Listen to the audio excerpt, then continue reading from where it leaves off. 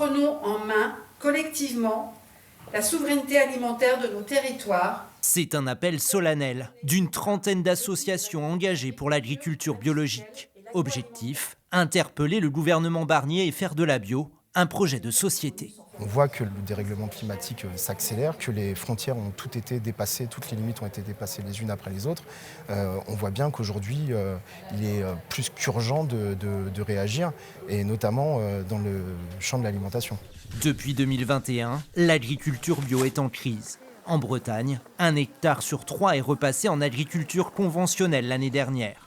Et au niveau national, seulement 10% des surfaces sont en agriculture biologique, bien loin des ambitions du quinquennat. L'agriculture biologique, elle est en danger aujourd'hui. Il y a des fermes bio qui ferment, qui licencient des salariés, qui vendent du matériel, qui vendent leur cheptel.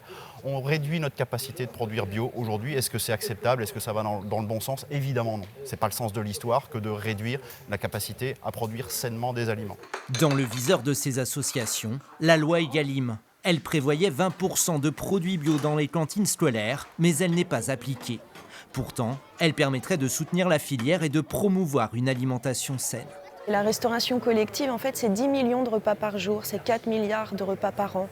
Donc en fait, on peut changer le monde par l'assiette, on peut faire de l'éducation nutritionnelle pour les enfants et aussi les éduquer à être des consommateurs responsables pour demain. Par cet appel, les associations ont aussi pour but d'interpeller le pouvoir politique. Une plainte pour non-respect de la loi Egalim devrait être déposée contre l'État au tribunal administratif. Dire que les associations vont attaquer l'État pour inaction et non-respect de la loi Egalim me semble un très bon levier pour obliger l'État réellement à agir et respecter les propres lois qu'elle a votées.